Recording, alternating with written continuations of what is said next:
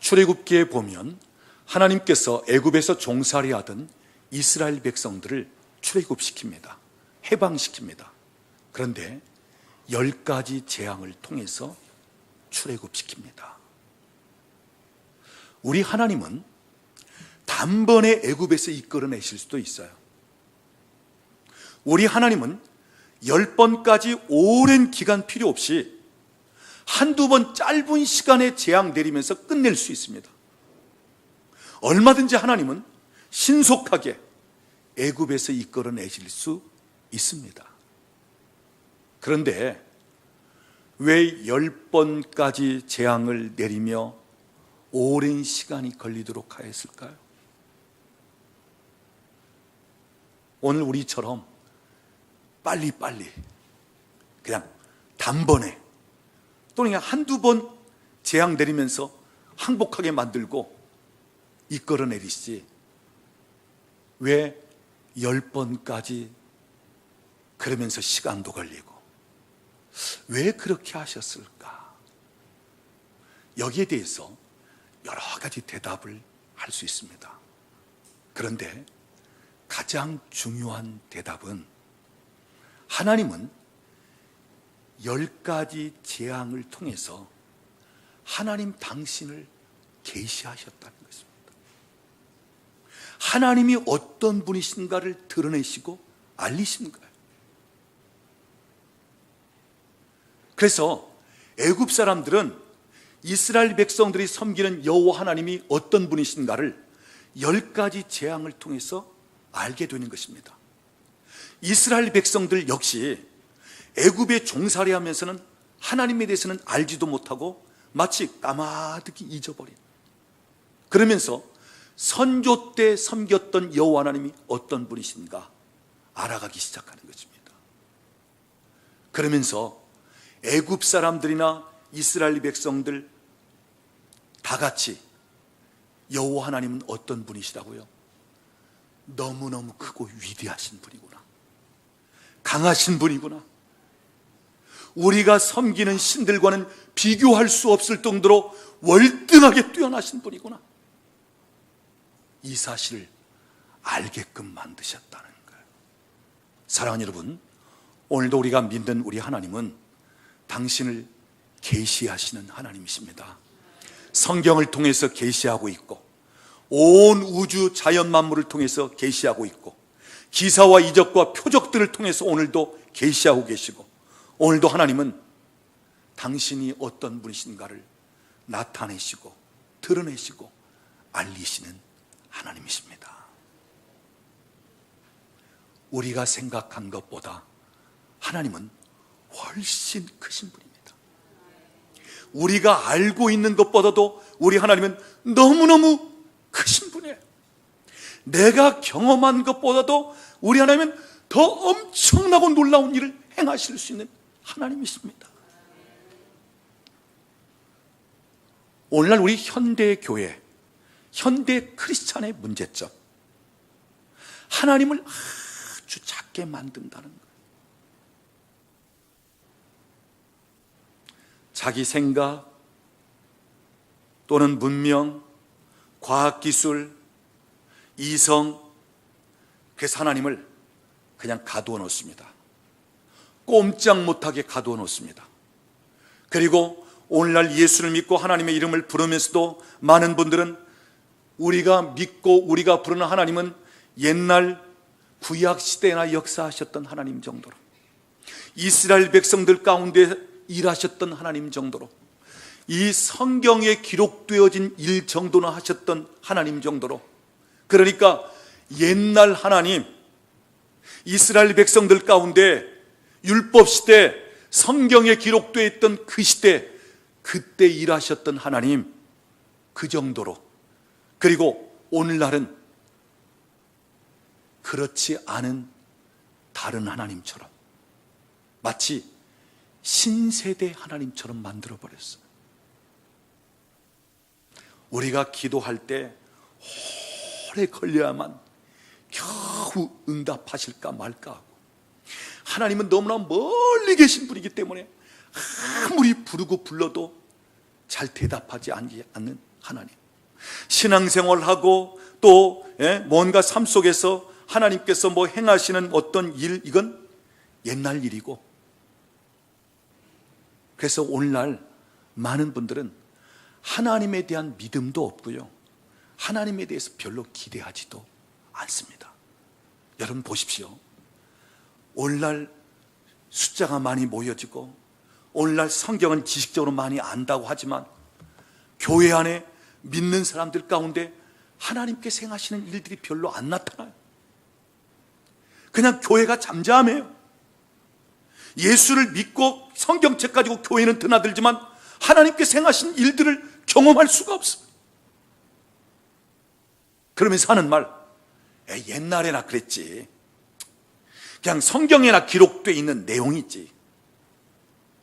오늘날은 옛날 같지 않은 하나님이란 말이에요. 그런데 여러분, 성경은 말합니다. 히브리서 13장 8절 말씀 한번 따라서 하십시다. 예수 그리스도는 어제나 오늘이나 영원토록 동일하시니라. 그렇습니다. 하나님은 동일하신 하나님이십니다. 구약의 이스라엘 백성들 가운데 일하시던 하나님이나 오늘 우리 가운데 일하시는 하나님, 동일하신 하나님이시란 말. 성경에 기록되어졌던 일들이 오늘도 하나님은 그대로 행하실 수 있는 하나님 되신단 말. 구약 시대에 일하셨던 하나님이나 오늘 지금 은혜 시대, 성령 시대 역사하신 하나님이나 동일하단 말씀입니다. 우리 하나님 동일하신 하나님, 영광을 받으시고 찬송을 받으시기에 합당하신 하나님. 여러분, 하나님을 제한시키지 마십시오. 하나님을 축소하지 마십시오. 물론 우리가 하나님을 제한시킨다고 해서 제한당하시는 분 아닙니다. 우리가 축소한다고 해서 축소당하시는 분도 아니에요. 하나님은 여전히 오늘도 하나님 되십니다. 왕 중에 왕이십니다. 주 중에 주가 되십니다. 찬양과 경배를 받으시기에 합당하신 분입니다.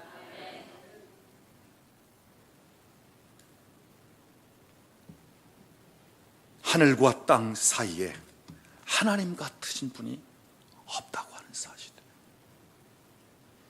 오늘 저와 여러분이 왕 되신 하나님, 오늘도 주권자가 되시고 통치자가 되시는 하나님, 영광과 찬양을 받으시기에 합당하신 하나님, 그 하나님께 마음껏 영광을 돌릴 수 있기를 바랍니다. 우리 시간 우리 하나님께 영광을 돌리면서 한번 박수로 한번 하죠.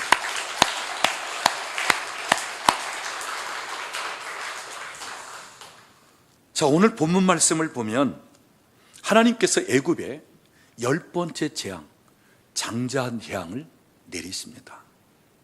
우리가 이 10가지 재앙을 자세히 살펴보면 첫 번째 피재앙부터 두 번째 개구리, 세 번째 이 재앙까지는 이스라엘 백성들이 살고 있는 고센 땅이나 애굽 사람들이 살고 있는 애굽 전역이나 구별한다는 말이 없습니다.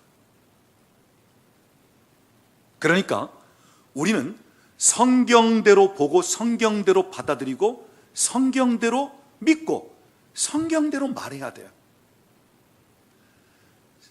피, 개구리, 이 세 번째 재앙까지는 애굽 사람들과 이스라엘 백성들을 구별하였더라, 이런 말씀이 없어요. 그런데 네 번째 재앙인 파리 재앙부터는 애굽 사람들이 거주하고 있는 곳과 이스라엘 백성들이 살고 있는 고센 땅을 구별하였더라. 그래서 애굽 사람들이 살고 있는 애굽 전 지역에는 하나님이 내리시는 재앙이 있었지만 이스라엘 백성들이 거주하고 있는 고센 땅에는 재앙이 없었더라. 이것이 네 번째 파리 재앙부터 그 다음에 우박이든 어둠이든 또는 동물의 독종이든 계속 애굽 사람들에게는 재앙이 있지만 이스라엘 백성에게는 재앙이 없었더라. 무엇을 말해주는 것입니까? 하나님은 세상 사람들과 자기 백성을 구별하신다는 것. 이스라엘 백성들이 애굽 땅에 거주하고 있고 애굽 사람들과 섞여 있지만 그러나 자기 백성 이스라엘 백성을 구별하셨다는 것입니다.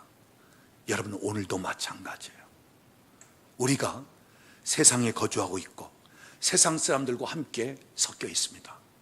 그러나 하나님은 오늘도 우리를 구별하신다는 거예요. 어떤 재앙이든 위험이든 어려움 가운데 하나님이 구별하신다.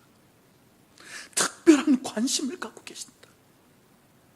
세상 사람과 하나님의 백성인 우리를 너무너무 하나님께서는 구별하시면서 우리를 자기 백성, 하나님의 백성으로서 하나님이 어떻게 하시는가를 경험할 수 있게끔 만드신다. 눈으로 볼 수 있도록 때로는 뚜렷하게 구별시키는 하나님 되신다는 말씀이에요. 사랑하는 여러분, 오늘 하나님께서 저와 여러분을 하나님의 백성 삼아주신 것에 대하여 감사할 수 있기를 바랍니다. 우리가 하나님 앞에 행한 것이 없고 자격도 없고 부족한 것이 많지만, 그러나 특별한 은혜로 나를 하나님께서 많은 사람 중에 골라 뽑아주셔서 당신의 백성을 삼으시고 오늘도 구별해 주신 것 감사할 수 있기를 바랍니다.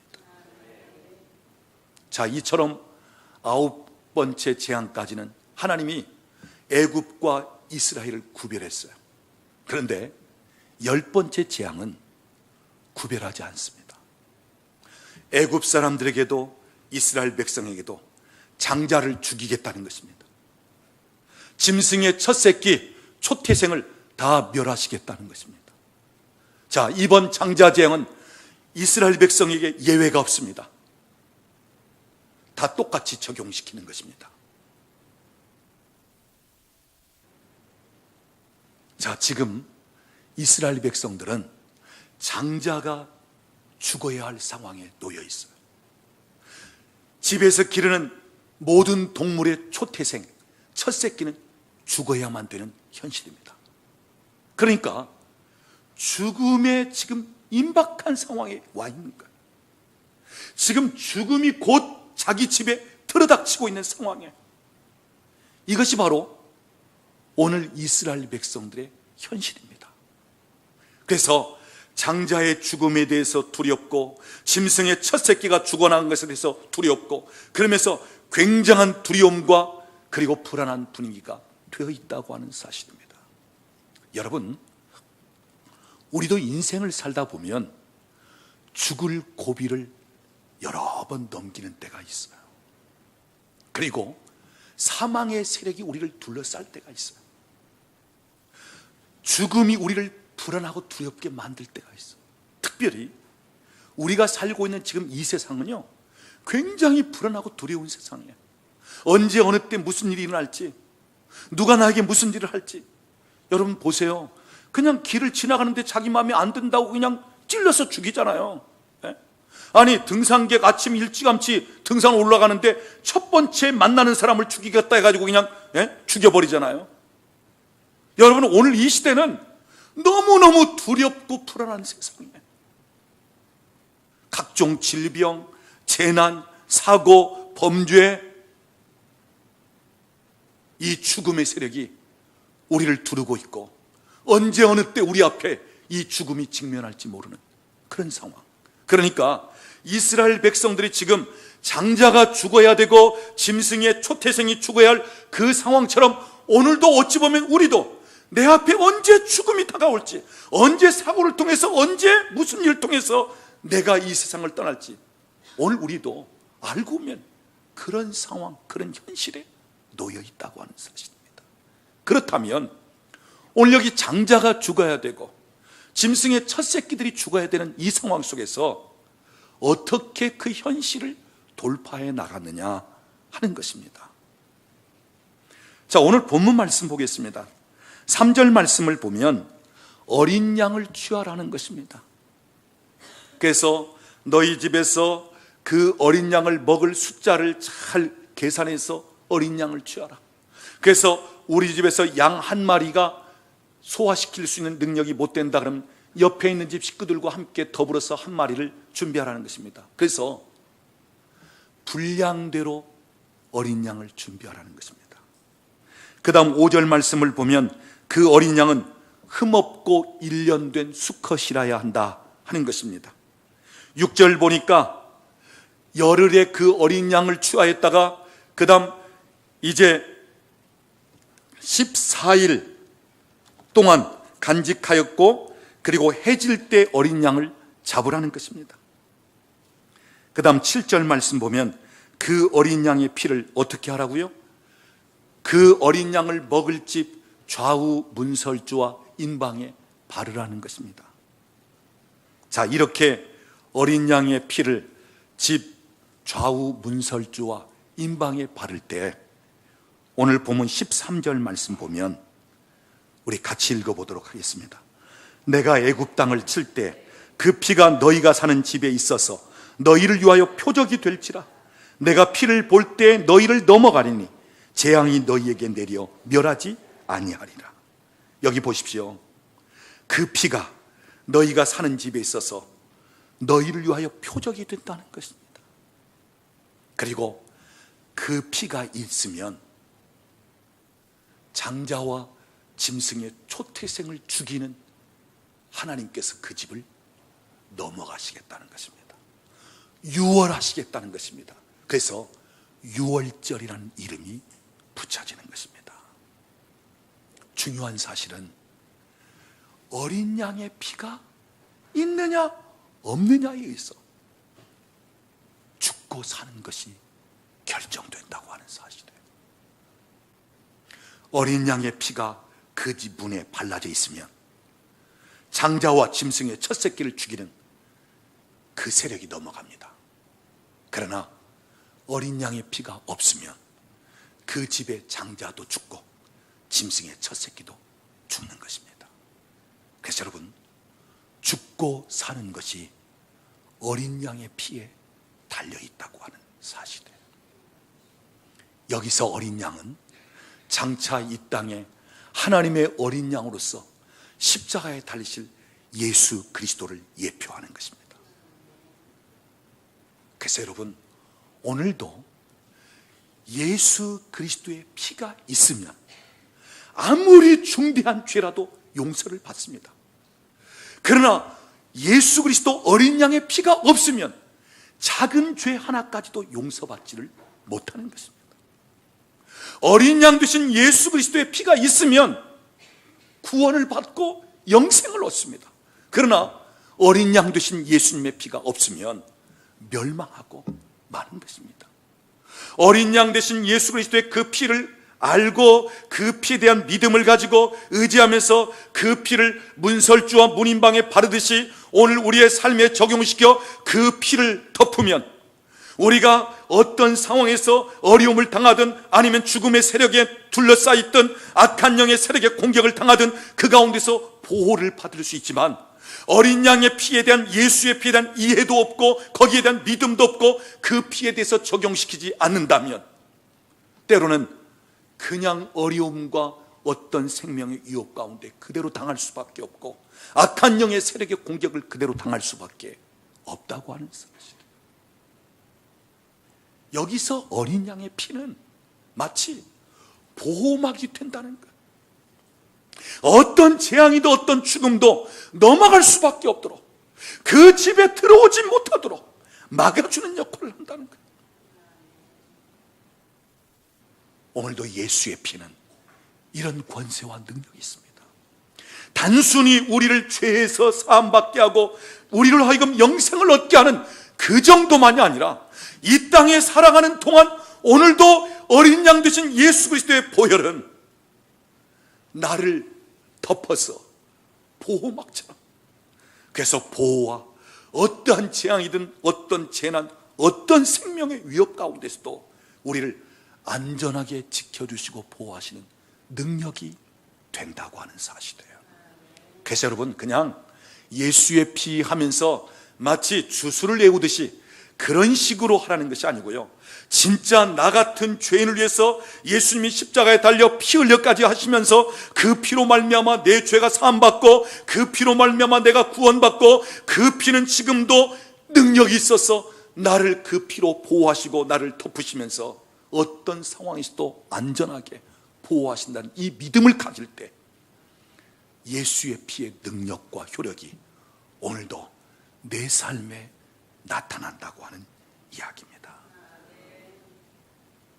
저는 예수님의 이름을 알기도 하고 동시에 예수님의 피를 알기도 합니다. 예수님의 이름을 많이 사용하기도 하고 예수님의 피를 또 많이 사용하기도 합니다.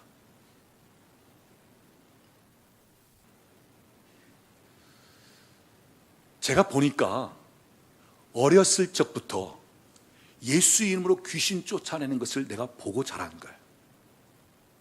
제가 시골에 교회 다녔던 그 교회는 어찌 보면 영성이 있었던 교회예요. 그래서 귀신 들린 사람 있으면 장로님, 권사님, 집사님들이 가서 찬송하고 그러면서 예수 이름 명하노니 귀신아 떠나가라. 어렸을 때부터 그냥 보고 자랐어요. 그리고 고등학생이 되었을 때는 어른들이 쉬는 시간에 제가 막 눈에다가 손가락을 대고 예수 이름 명하노니 귀신아 떠나가라. 왜? 어른들이 할 때는 내 차례가 안 되니까 잠깐 쉬는 시간에, 그리고 무당이 회심했을 때 그 무당집을 청소하고 정리하는 거기도 또 따라가서 어떻게 하는가 또 보고. 여러분, 무당집은 귀신이 많이 잡고 있는 집입니다. 그 물건 함부로 만지면 안 돼요. 그냥 세상 사람들은 그거 잘못 만졌다가는 돼지 새끼 죽어나가고 소가 자빠지고 막 이런 일들이 벌어지거든요. 그러니까 굉장히 조심스럽게 다루는데, 그런데 보니까 장로님들, 권사님들이 가서 예배를 드리고 그러면서 정리를 하는데 막 예수의 피를 뿌린다고 그러고 뭐, 그러니까 예수 이름 권세, 예수 피 권세를 어렸을 때부터 그냥 자연스럽게 주변에서 하는 것을 보고 또 듣고 그러면서 나도 적용시키고. 저는 사실 신학 안 하려고 했거든요. 왜냐? 어렸을 때부터 시골에 목회하는 전도사님, 그 다음 강도사님 되고 목사님 되면서 너무너무 목사님들이 힘겹게 사역하는 것을 직접 보고 자랐기 때문에. 제 어머니가 야 빨리 아침에 일어나서 저 동네 공중 우물에서 빨리 물 떠다가 사택에 길어다 드리라. 아침에 한 양쪽에 바켓으로 10번씩 갔다가 거기다 채워드리고 학교를 가고. 그래서 저는요, 나는 목회 안 한다, 그렇게 어렵게 살아가는 목사님 그런 식으로 나는 안 산다. 그래서 저는 그랬어요. 하나님, 우리 집안에 형제가 넷인데 저는 돈을 많이 벌고 내 동생들 셋 중에 하나 목회하면 내가 돈으로 경제적으로 지원하겠습니다.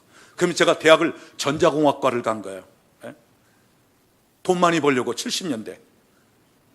근데 하나님은 제가 고등학교 졸업하고 어느 순간에 제 마음에 네가 신학을 가야 된다. 저는 싫었습니다. 그런데 핑계를 대야 되잖아요. 그래서 1년 동안 제가 기도하겠습니다.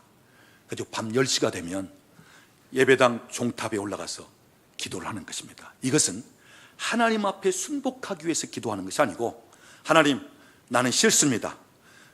나는 짐을 벗기를 원합니다. 나는 감동받기를 원치 않습니다. 그러면서 기도한 거예요. 그런데 1년이 거의 다 돼가는데 갑자기 성령께서 제 혀를 잡았습니다. 그리고 제가 알지 못하는 말이 튀어나오기 시작했어요. 방언이 터진 거예요. 그러니까 저는요, 방언 터지면서 하나님 앞에 굴복하고 신학하기로 했던 사람이에요. 그래서 뒤돌아보니까 왜 이런 영적인 사역을 하게끔 하셨는가? 어렸을 때부터 보니까 보고 경험하고 행하고 그러면서 방언 은사를 통해서 하나님 앞에 굴복하면서 제가 신학하겠습니다, 하겠습니다, 이런 식이 된 거예요. 제가 한 가지 간증을 하려고 합니다. 예수의 피의 권세가 얼마나 위대하고 크고 능력이 있는지. 저는 군 생활을 전방에서 했습니다. 강원도 화천에서 민통선 가까이 올라가면서 포병대대요. 그러면서 목사님이 안 계신 부대였기 때문에 교회를 하나 개척했습니다. 그리고 새벽 기도부터 모든 예배를 제가 인도하면서, 그러면서 마치 목사님 같은 역할을 그 부대 안에서 했어요. 쫄병 때. 그러면서 제 일도 또 맡아서 했습니다. 저는 포병 대대 관측병입니다.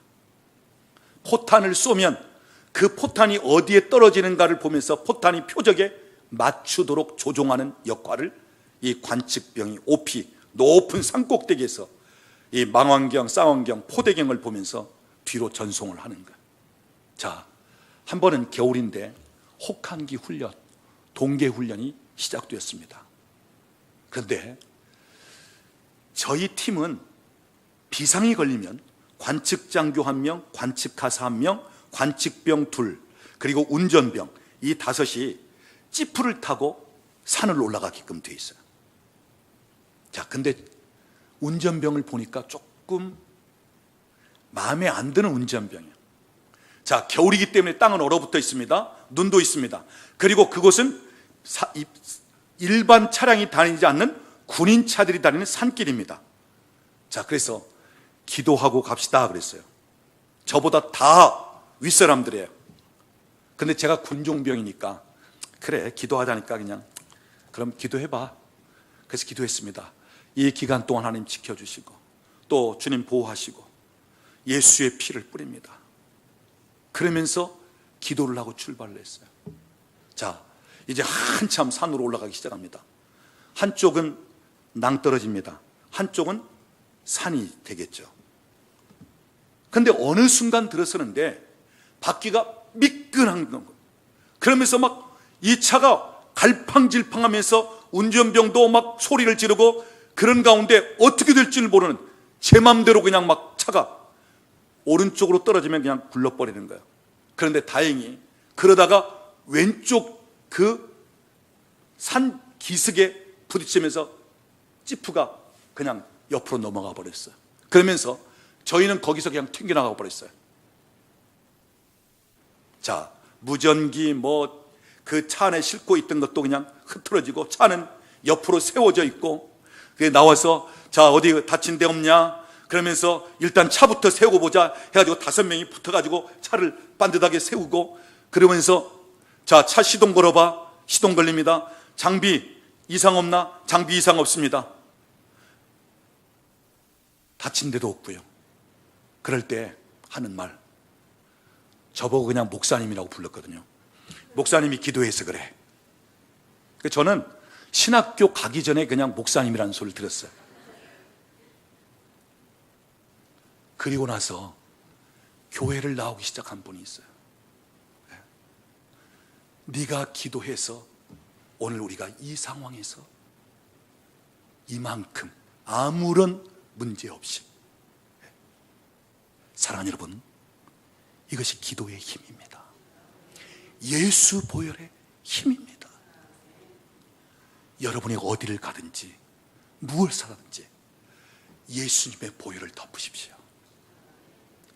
그 집에 어린 양의 피를 바르고 어린 양의 피를 뿌리고 덮었을 때 죽이려고 하는 세력이 그 집을 넘어갈 수밖에 없었듯이 오늘도 예수의 보혈, 예수의 피를 덮으면 그냥 단순히 의식적으로 그냥 이방신들 뭐 어떤 주술하는 사람처럼 그게 아니라 진짜 예수님의 피가 내 죄를 사하고 날 위하여 주님이 십자가에 달려 죽으시기까지 하면서 날 구원하셨다는 그 의미를 알고 예수 보혈 그 피를 주님 내가 덮습니다.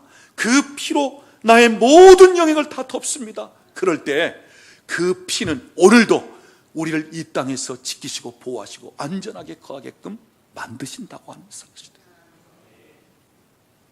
그래서 여러분이 예수의 피로 단순히 죄사함 받고 구원받는 정도가 아니라 우리가 이 땅에 살아가는 동안 예수님의 보혈은 오늘 우리를 덮어서 하나의 보호막이 되고 어떤 어렵고 힘들고 위험한 상황에서도 우리를 안전케 하시는 능력이 된다는 사실을 믿고 여러분이 여행을 하든지 차를 운전하든지 무엇을 하든지 주님 보혈로 덮습니다. 예수의 피로 덮습니다.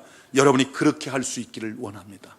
주님은 십자가에 달리시기 전날 밤 제자들과 마지막 저녁 식사를 하시면서 떡을 떼어주시면서 너희가 이 떡을 먹으라.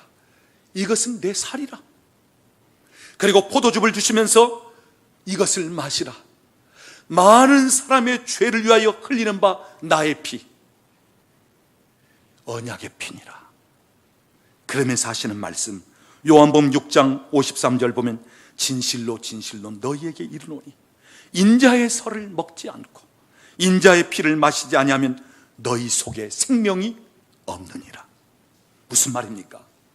예수님은 생명이신데 그 생명이신 예수님이 내 안에 그분의 그분의 피로 말미암아 내게 임하는데, 그 떡을 먹으면서 주님을 모셔드리고 그 포도주잔을 마시면서 예수 그리스도의 보혈을 내 안에 마치 모셔드리리. 그럴 때 예수님은 단순한 떡이 아니라 생명의 떡이 되게 하고, 예수님은 단순한 포도즙이 아니라 생명의 음료가 되게 하시겠다는 것입니다. 그래서 여러분, 오늘도 예수 그리스도의 살을 먹고 예수 그리스도의 피를 마시듯이 우리가 성찬에 참여할 때 그 성찬은 예수님의 죽으심을 기념하는 것인데, 오늘도 예수님께서 십자가에서 날 구원하시는 그 구원의 놀라우신 은혜가 오늘도 떡을 떼고 우리가 잔을 마실 때 바로 그 표의 효력은 나타난다고 하는 사실입니다.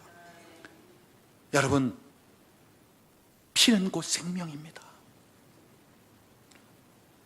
그래서 예수님의 피에는 생명이 있습니다. 예수님의 피에는 어떤 죄라도 사하며 자유함이 있습니다. 예수님의 피에는 치유의 능력이 있습니다. 예수님 피에는 귀신들이 압제하고 누르던 모든 악의 영향력을 완전히 끊어버리고 자유케 할 수 있는 능력이 있습니다. 예수님의 피에는 놀라운 효력이 있다고 하는 사실이에요.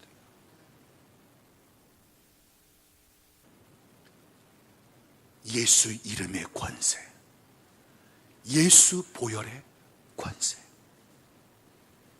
오늘 우리 믿는 자들에게 주셨다고 하는 사실이에요.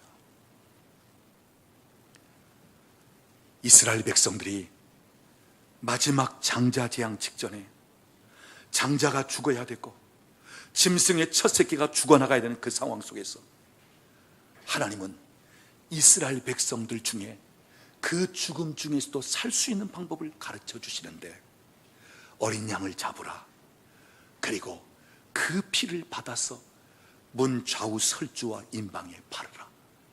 그럴 때 그 피를 보고 장자를 치고 짐승의 첫 새끼를 치는 죽음의 세력이 넘어갈 것이라 하면서 이스라엘 백성들로 하여금 죽음 직전에 죽음을 생명으로 돌파할 수 있는 방법을 가르쳐주면서 그 죽음이 아닌 생명을 얻게 하셨던 것처럼, 오늘도 우리 하나님은 어린 양 예수 그분을 우리에게 보내주셔서 그 피로 말미암아 죄사함 받고 구원받는 그 정도로 그치는 것이 아니라, 오늘도 그 피로 말미암아 어떤 사망의 세력이든 어떠한 재난이든 어떠한 위험한 상황에서 그 피의 효력을 통해서 오늘 우리를 보호하시고 우리를 살게 하시는 하나님의 그 놀라운 역사. 그래서 여러분, 이 마지막 때 죽음의 세력을 통해서 위협을 당하고 불안하고 두려운 이 시대를 예수의 피, 어린 양의 피로 말미암아 돌파해 나갈 수 있기를 원합니다.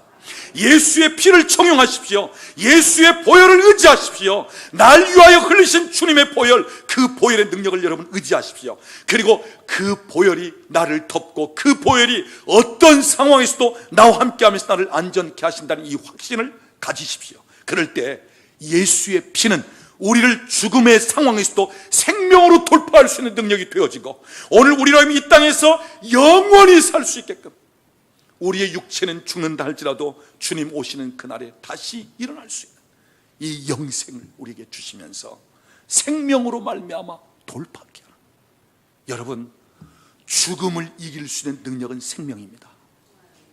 죽은 사람에게 호흡이 들어오고 생명이 들어오면 살아나는 것입니다. 이틀 3일 죽어 있을지라도 생명이 들어오면 살아나는 거예요. 그래서 죽음을 이길 수 있는 능력은 생명인 것입니다. 오늘도 예수는 생명입니다. 예수의 피는 생명입니다. 예수의 피는 멸망할 우리를 살리는 생명이 되시는 것입니다. 그래서 이 마지막 시대를 살면서 죽음과 우리를 위협하고 둘러싼 모든 위험한 세력 가운데서 오늘 우리가 돌파해 나갈 수 있는 비결은 예수의 피, 예수의 피, 예수의 보혈이라고 하는 사실입니다. 오늘 저와 여러분이 어떠한 사망의 세력이든 어떠한 어둠의 세력이 우리를 넘어뜨리고 죽이려고 할지라도 사망 권세를 이기신 예수, 마귀 권세를 이기신 예수, 그 예수의 이름으로, 예수의 피의 권세로 당당하게 이기고 돌파해 나갈 수 있는 그런 은혜가 있기를 우리 주님의 이름으로 축원합니다.